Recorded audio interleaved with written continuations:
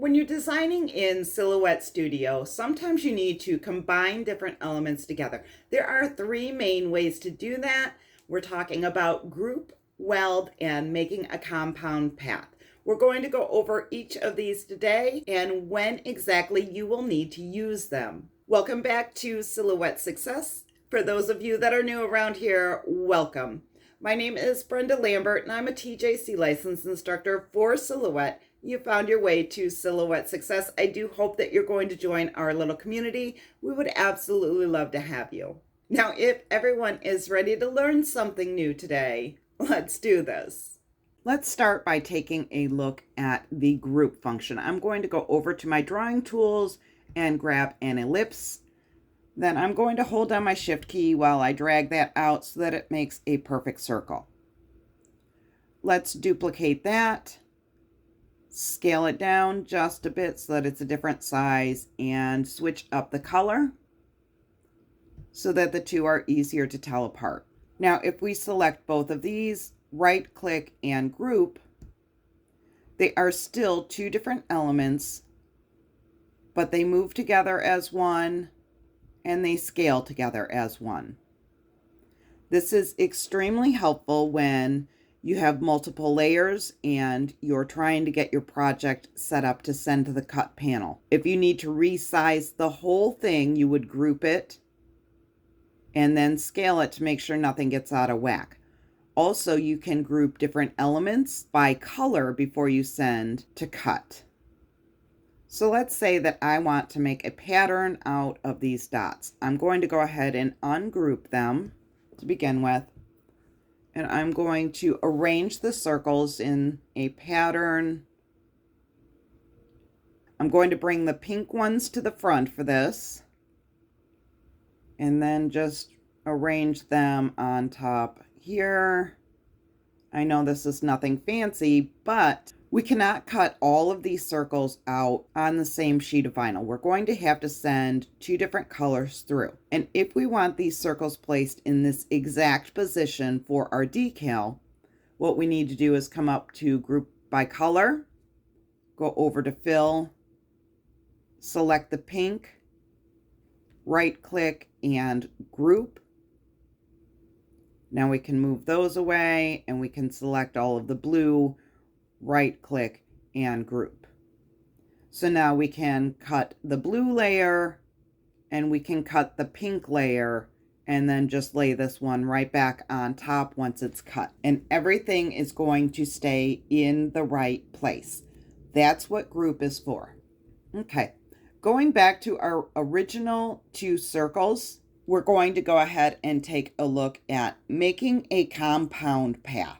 But before we start on that, I'm going to select both of these elements and I'm going to click onto no fill color. All you can see now is the cut lines and they are still two separate elements.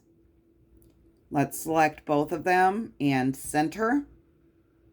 While they are still both selected, we can right click and make a compound path. Now when we go to fill this in with color, you can see that it has become one donut shape. It is no longer two circles, it is one donut. And the area between the two cut lines fills in with color. Now let's duplicate this donut and set it down here. And it looks like a figure 8. But when we go to the send panel, we can see that it is not going to cut like a figure 8. You're going to have extra cut lines, and this bit in the middle is going to be cut out completely. What we can do is select both of these, right click, and weld. And now you can see that it is definitely going to cut out like the number 8, and that is what we wanted. Going back a few clicks so that our circles are separate again. Let's take a look at what happens if we try to make these a compound path. It did combine the two elements into one, but we're left with that centerpiece cut out again. So if you want to make the number 8, that's not going to work for you either. Compound path combines the elements and leaves all of the cut lines intact. Weld sticks the elements together, but removes the overlapping cut lines. Let's put these new skills to use with an actual design. I'm heading over to the library to grab this gift box, and it has the actual box and cut lines. They are not grouped together. So let's put that back, select both of them, right click and group. Now I can move them around as one, and I am going to scale this just a bit. I want it to fit the entire page. Now I can center to page, and this is going to be a money holder. I'm going to roll up some dollar bills and put them in this. So I need a hole in this box for the money to come out. I'm grabbing a rounded rectangle and pulling it out to scale it. And I'm also going to convert this to path. And now I can move it around and get it placed and sized just the way I want it. I think that that's still a bit large. Zoom in to see, finish scaling it down. That looks about right. I'm going to ungroup the cut lines from the design. I'm going to select the cutout and the box design at the same time by holding down the Shift key, clicking on both. Then I can right click and make a compound path, and you can see I now have a cutout where my dollar bills can come through. I'm going to send that to the back so that my cut lines are now in front. I can select the cut lines and the box design, right click and group. Now, since this is going to be a birthday gift, I'm going to put a little bit of a decoration on the box. I want it to say happy birthday. Change up the font.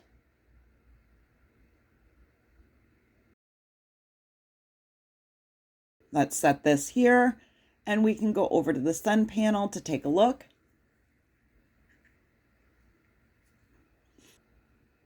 I do not want all of these extra cut lines in the design.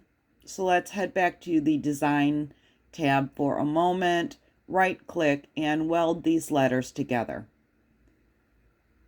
We can right click and group.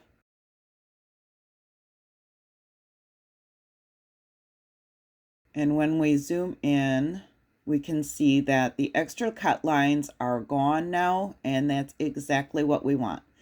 You need to keep in mind, though, once you weld your text, it becomes an element. You can no longer edit the text or change the font. Since it's all grouped together, we can scale it to size, make sure it's going to fit on the side of the box.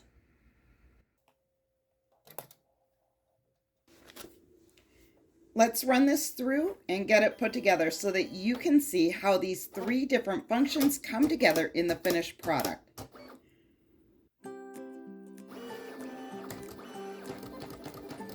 The score lines stayed in place because we grouped them with the box template, and the hole that we created by making a compound path is cutting out now. I did decide to ditch the fancy font, but that was our weld function. That got rid of the extra cut lines in between the letters.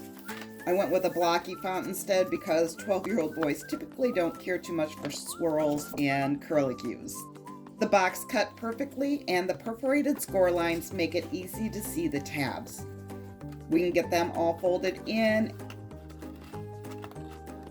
and then taped and stick it all together.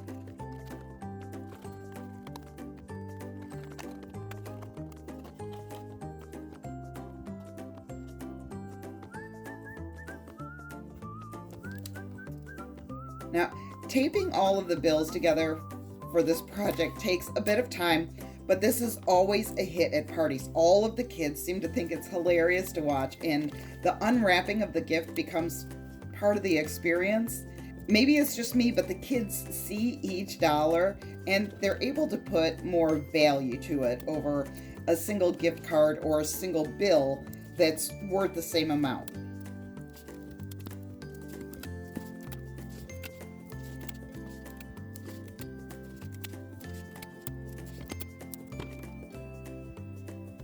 Roll it all up nice and neat. Let's take a minute to recap while I finish this up.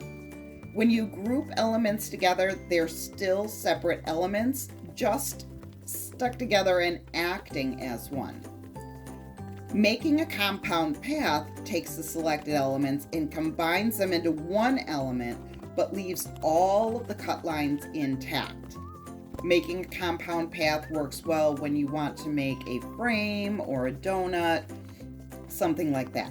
Now, Weld combines selected elements and removes the cut lines from the overlapping areas. And I forgot to mention earlier that the elements must overlap in order to use Weld.